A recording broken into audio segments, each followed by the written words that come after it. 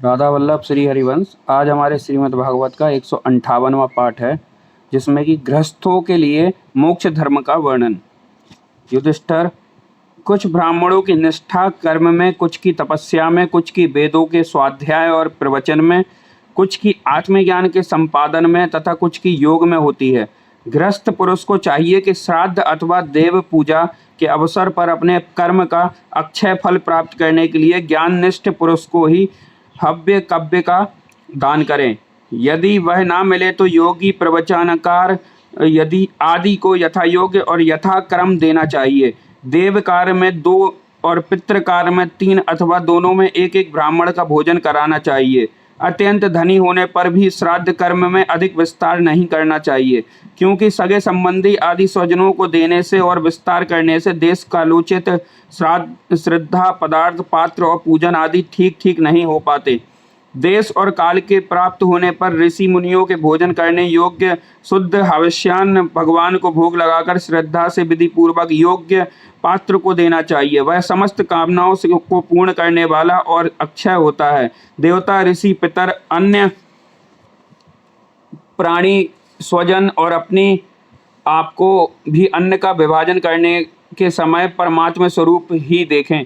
धर्म का मर्म जानने वाला पुरुष श्राद्ध में मांस का अर्पण ना करें और ना स्वयं ही उसे खाए, क्योंकि पितरों को ऋषि मुनियों के योग्य भविष्यान्न जैसी प्रसन्नता होती है, वैसी पशु हिंसा से नहीं होती। जो लोग सधर्म पालन की अभिलाषा रखते हैं, उनके लिए इससे बढ़कर और कोई धर्म नहीं है कि किसी भी प्राणी को मन, वाणी और शरीर से किसी प्रकार कष्ट ना दिया जाए। इसी से कोई यज्ञ तत्व को जानने वाले ज्ञानी ज्ञान के द्वारा प्रज्वलित आत्म संयम रूप अग्नि में इन कर्ममय यज्ञों का हवन कर देते हैं और वहाँ कर्म कलापों से उपरत हो जाते हैं। जब कोई इन द्रव्यमय यज्ञों से यजन करना चाहता है, तब सभी प्राणी डर जाते हैं। वे सोचने लगते हैं कि यह अपने प्राणों का पोषण करने वाला निर्दयी मूर्ख मुझे अवश्य मार डालेगा। इसलिए धर्मज्ञ मनुष्यों को यही उचित है कि प्रतिदिन प्रारब्ध के द्वारा प्राप्त मनुजनोचित भविष्यान्न से ही अपने नित्य और नैमित्तिक कर्म करें तथा उसी से सर्वदा संतुष्ट रहें। अधर्म की 5 शाखाएं हैं: विधर्म, परधर्म, आभास, उपमा और छल। धर्मज्ञ पुरुष अधर्म के समान ही इनका भी त्याग कर दे। जिन कार्य को धर्म बुद्धि से करने पर भी अपने धर्म में बाधा पड़े, वह विधर्म है। किसी अन्य के द्वारा अन्य पुरुष के लिए उपदेश किया हुआ धर्म परधर्म है। पाखंड या दंभ का नाम उपधर्म अथवा उपमा है। शास्त्र के वचनों का दूसरे प्रकार का अर्थ कर देना छल है। मनुष्य अपने आश्रम के विपरीत स्वेच्छा से जिसे धर्म मान लेता है, वह आभास है। अपने अपने स्वभाव के अनुकूल जो वर्णाश्रमोचित धर्म है, वे भला किसी शांति नहीं देते। धर्मात्मा पुरुष निर्धन होने पर भी धर्म के लिए अथवा शरीर निर्वाह के लिए धन प्राप्त करने की चेष्टा ना करें, क्योंकि जैसे बिना किसी प्रकार की चेष्टा किए अजगर की जीविका चलती ही है, वैसे ही निवृत्ति परायण पुरुष की निवृत्ति ही उसका जीविका का निर्वाह कर देती है। जो सुख अपनी आत्मा में रमण करने वाले निष्क्रिय संतोषी पुरुष को मिलता है, वह उस मनुष्य को भला कैसे मिल सकता है जो कामना और लोभ के धन के लिए हाय हाय करता हुआ इधर उधर दौड़ता फिरता है। जैसे पैरों में जूता पहनकर चलने वाले को कंकड़ और कांटों से कोई डर नहीं होता, वैसे ही जिसके मन में संतोष है, उसके लिए सर्वदा और सब कहीं सुख ही सुख है, दुख है ही नहीं। युधिष्ठिर, न जाने क्यों मनुष्य केवल जल मात्र से ही संतुष्ट रहकर अपने जीवन का निर्वाह नहीं कर लेता, अपितु रसेंद्रियों और जनेंद्रियों के फेर में पड़कर यह बेचारा घर की चौकसी करने वाला कुत्ते के समान हो जाता है। जो ब्राह्मण संतोषी नहीं है, इंद्रियों की लोलुपता के कारण उसके तेज, विद्या, तपस्या और यश क्षीण हो जाते हैं और वह विवेक भी खो बैठता है। भूख और प्यास मिट जाने पर खाने पीने की कामना का अंत हो जाता है। क्रोध भी अपना काम पूरा करके शांत हो जाता है। परंतु यदि मनुष्य पृथ्वी की समस्त दिशाओं को जीत ले और भोग ले, तब भी लोभ का अंत नहीं होता। अनेक विषयों के ज्ञाता, शंकाओं का समाधान करके चित्त में शास्त्रोक्त अर्थ को बैठा देने वाले और विद्वत विद्वत्व सभाओं में सभापति बड़े बड़े विद्वान भी असंतोष के कारण गिर जाते हैं। धर्मराज, संकल्पों के परित्याग से काम को, कामनाओं को के त्याग से क्रोध को, संसारी लोग जिसे अर्थ कहते हैं उसे अनर्थ समझकर लोभ को और तत्व के विचार से भय को जीत लेना चाहिए। अध्यात्म विद्या से शोक और मोह पर, संतों की उपासना से दंभ पर, मौन के द्वारा योग के विघ्नों पर और शरीर प्राण आदि को निश्चेष्ट करके सिंहासन विजय प्राप्त करना चाहिए।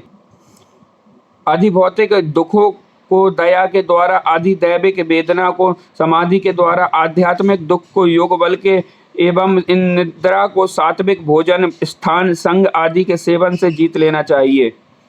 सत्व गुण के द्वारा रजोगुण और तमोगुण और उपरति के द्वारा सत्व गुण पर विजय प्राप्त करनी चाहिए। श्री गुरुदेव की भक्ति के द्वारा साधक इन सभी दोषों पर सुगमता से विजय प्राप्त कर सकता है। हृदय ज्ञान का दीपक जलाने वाले गुरुदेव साक्षात भगवान ही हैं। जो दुर्बुद्धि पुरुष उन्हें मनुष्य समझता है उसका समस्त शास्त्र श्रवण हाथी के स्नान के समान व्यर्थ है। बड़े बड़े योगेश्वर जिनके चरण कमलों का अनुसंधान करते रहते हैं, प्रकृति और पुरुष के अधीश्वर वे स्वयं भगवान ही गुरुदेव के रूप में प्रकट हैं। इन्हें लोग भ्रम से मनुष्य मानते हैं। शास्त्रों में जितने भी नियम संबंधी आदेश है उनका एकमात्र तात्पर्य यही है कि काम, क्रोध, लोभ, मोह, मद, मत्सर इन 6 शत्रुओं पर विजय प्राप्त कर ली जाए अथवा 5 इंद्रियां और मन 6 बस में हो जाए। ऐसा होने पर भी यदि उन नियमों के द्वारा भगवान के ध्यान, चिंतन आदि की प्राप्ति नहीं होती तो उन्हें केवल श्रम ही श्रम समझना चाहिए। जैसे खेती, व्यापार आदि और उनके फल भी योग साधना के फल भगवत प्राप्ति या मुक्ति को नहीं दे सकते, वैसे ही दुष्ट पुरुष के स्रोत स्मार्त कर्म भी कल्याणकारी नहीं होते, प्रत्युत उल्टा फल देते हैं। जो पुरुष अपने मन पर विजय प्राप्त करने के लिए उगत हो वह आसक्ति और परिग्रह त्याग करके संन्यास ग्रहण करें, एकांत में अकेला ही रहे और भिक्षावृत्ति से शरीर निर्वाह मात्र के लिए स्वल्प और परिमित भोजन करें। युधिष्ठिर, पवित्र और समान भूमि पर अपना आसन बिछाएं और सीधे स्थिर भाव से समान और सुख कर आसन से उस पर बैठकर ओमकार का जप करें। जब तक मन संकल्प विकल्पों को छोड़ ना दे तब तक नासिका के अग्रभाग पर दृष्टि जमाकर पूरक, कुंभक, रेचक द्वारा प्राण तथा अपान की गति को रोकें।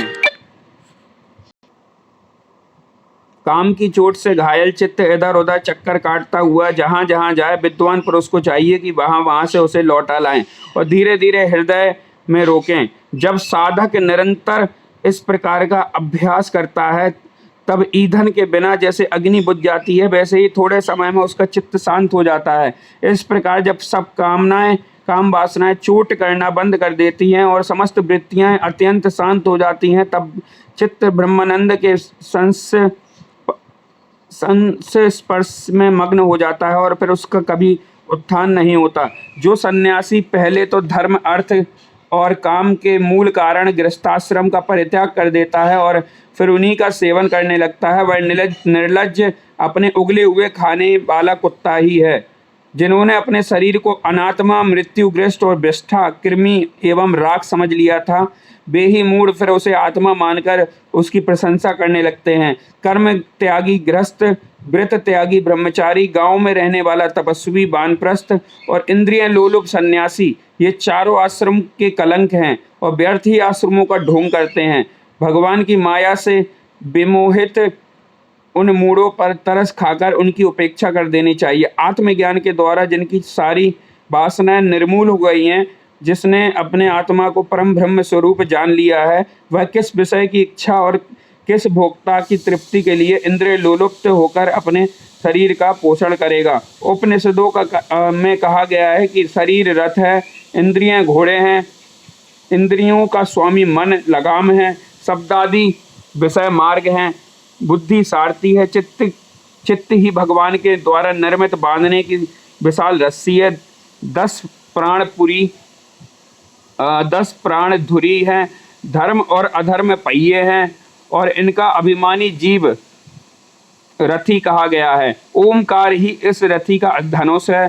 शुद्ध जीवात्मा बाण और परमात्मा लक्ष्य है। ओमकार के द्वारा अंतरात्मा को परमात्मा में लीन कर देना चाहिए। राग, द्वेष, लोभ, शोक, मोह, भय, मद, मान, अपमान, दूसरे के गुणों में दोष निकालना, छल, हिंसा, दूसरे की उन्नति देखकर जलना, तृष्णा, प्रमाद, भूख और नींद, ये सब ऐसे ही जीवों के और भी बहुत से शत्रु हैं।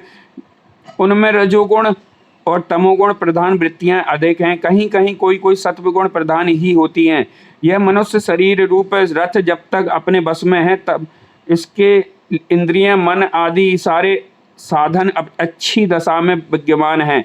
तभी तक श्री गुरुदेव के चरण कमलों की सेवा पूजा से शान धराई हुई ज्ञान की तीखी तलवार लेकर भगवान के आश्रय से इन शत्रुओं का नाश करके अपने स्वराज्य सिंहासन पर विराजमान हो जाएं और फिर अत्यंत शांत भाव से इस शरीर का भी परित्याग कर दें। नहीं तो तनिक भी प्रमाद होने पर भी इंद्रिय रूप दुष्ट घोड़े और उनसे मित्रता रखने वाले बुद्धि रूप सारथी रथ के स्वामी जीव को उल्टे रास्ते ले जाकर विषय रूपी लुटेरों के हाथों में डाल देंगे। वे डाकू सारथी और घोड़ों के सहित इस जीव को मृत्यु से अत्यंत भयावने घोर अंधकारमय संसार की कुएं में गिरा देंगे। वैदिक कर्म दो प्रकार के हैं। एक तो वे जो वृत्तियों को उनके विषयों की ओर ले जाते हैं, प्रवृत्ति परक, और दूसरे के वे जो वृत्तियों को उनके विषयों की ओर से लौटाकर शांत एवं आत्म साक्षात्कार के योग्य बना देते हैं। निवृत्ति परक, प्रवृत्ति परक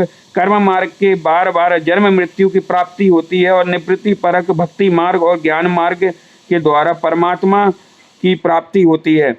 सेन यागादि हिंसामय कर्म, अग्निहोत्र, दर्श, पूर्णमास, चातुर्मास, पशुयाग, सोमयाग, वैश्वदेव, बलिहरण आदि द्रव्य कर्म इष्ट कहलाते हैं और देवालय, बगीचा, कुआं आदि बनवाना तथा प्याऊ आदि लगवाना पूर्त कर्म हैं। ये सभी प्रवृत्ति परक कर्म हैं और सकाम भाव से युक्त होने पर अशांति के ही कारण बनते हैं। प्रवृत्ति परायण पुरुष मरने पर चरुपुरोडासादि संबंध से यज्ञ संबंधी द्रव्यों के सूक्ष्म भाग से बना हुआ शरीर धारण कर भूमाभिमानी देवताओं के पास जाता है। फिर क्रमशः रात्रि, कृष्ण पक्ष और दक्षिणायन के अभिमानी देवताओं के पास जाकर चंद्रलोक में पहुंचता है। वहां से भोग समाप्त होने पर अमावस्या के चंद्रमा के समान क्षीण होकर वृष्टि द्वारा क्रमशः औषधि, लता, अन्न और वीर के रूप में परिणत होकर पितृयान मार्ग में पुनः संसार में जन्म लेता है। युधिष्ठिर, गर्भाधान से लेकर अंत्येष्टि पर्यंत संपूर्ण संस्कार जिनके होते हैं उनको द्विज कहते हैं। उनमें से कुछ तो पूर्वोक्त प्रवृत्ति मार्ग का अनुष्ठान करते हैं और कुछ आगे कहे जाने वाले निवृत्ति मार्ग का निवृत्ति परायण पुरुष इष्ट पूर्त आदि कर्मों से होने वाले समस्त यज्ञों को विषयों का ज्ञान कराने वाले इंद्रियों में हवन कर देता है। इंद्रियों को दर्शनादि संकल्प रूप मन में, वैकारिक के मन को परावाणी में और परावाणी को वर्ण समुदाय में, वर्ण समुदाय को ओम, इन तीन स्वरों के रूप में रहने वाले ओमकार को बिंदु में, बिंदु को नाद में, नाद को सूत्रात्मा रूप प्राण में और तथा प्राण में ब्रह्मलीन कर देता है। वह निवृत्ति निष्ठ ज्ञानी क्रमशः अग्नि, सूर्य, दिन, सायंकाल, शुक्ल पक्ष, पूर्णमासी, उत्तरायण के अभिमानी देवताओं के पास जाकर ब्रह्मलोक में पहुंचता है और वहां के भोग समाप्त होने पर भी स्थूलोपाधिक विश्व अपनी स्थूल उपाधि को सूक्ष्म में लीन करके सूक्ष्मोपाधित तेजस हो जाता है। फिर सूक्ष्म उपाधि को कारण में लय करके कारणोपाधिक प्राज्ञ रूप में स्थित होता है। फिर सबके साक्षी रूप से सर्वत्र अनुगत होने पर कारण साक्षी के ही स्वरूप के कारणोपाधिक लय करके तुरीय रूप से स्थित होता है। इस प्रकार दृश्यों का लय हो जाने पर वह शुद्ध आत्मा रह जाता है। यही मोक्ष पद है। इसे देवयान मार्ग कहते हैं। इस मार्ग से जाने वाले आत्मोपासक संसार की ओर से निवृत्त होकर क्रमशः एक से दूसरे देवताओं के पास होता हुआ ब्रह्मलोक में जाकर अपने स्वरूप में स्थित हो जाता है। वह प्रवृत्ति मार्ग के समान फिर जन्म मृत्यु के चक्कर में नहीं पड़ता। ये पितृयान और देवयान दोनों ही वेदोक्त मार्ग हैं। जो शास्त्रीय दृष्टि से इन्हें तत्वतः जान लेता है, वह शरीर में स्थित रहता हुआ भी मोहित नहीं होता।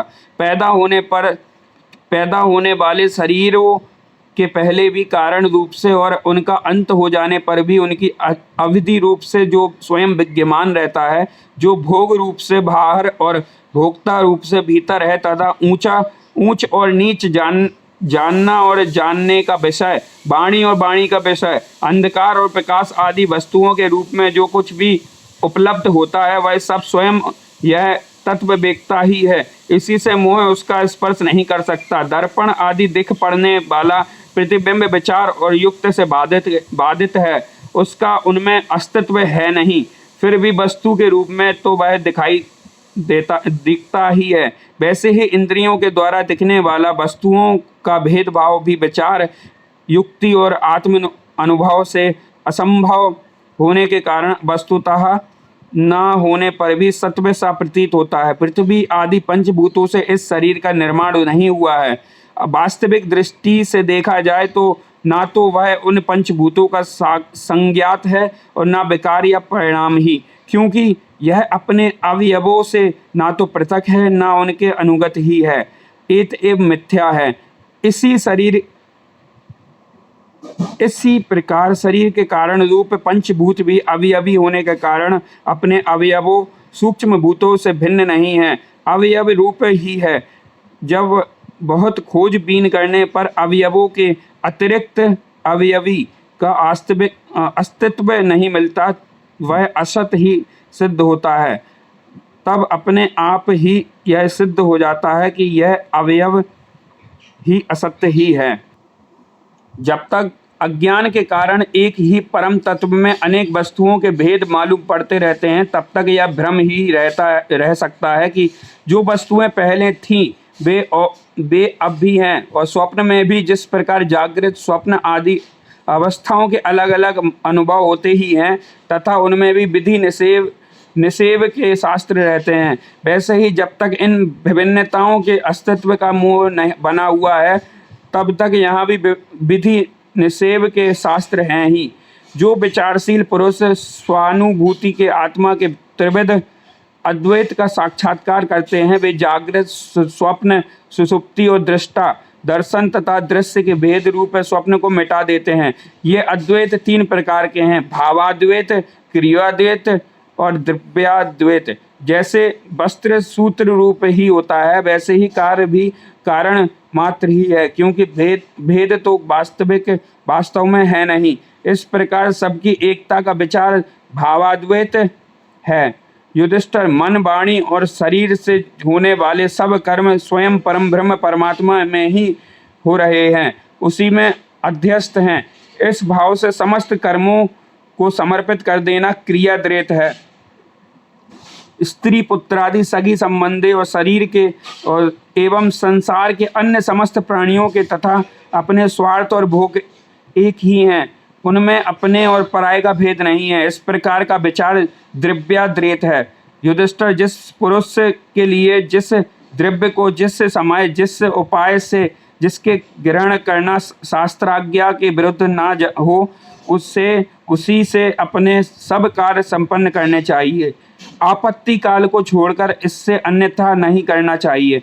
महाराज, भगवत भक्त मनुष्य वेद में कहे हुए इन कर्मों के तथा अन्यान्य स्वकर्मों के अनुष्ठान से घर में रहते हुए भी श्री कृष्ण की गति को प्राप्त करता है। युधिष्ठिर, जैसे तुम अपने स्वामी भगवान श्री कृष्ण की कृपा और सहायता से बड़ी कठिन विपत्तियों से पार हो गए हो, और उन्हीं के चरण कमलों की सेवा से समस्त भूमंडल को जीतकर तुमने बड़े बड़े राजस्व आदि यज्ञ किए हुए हैं।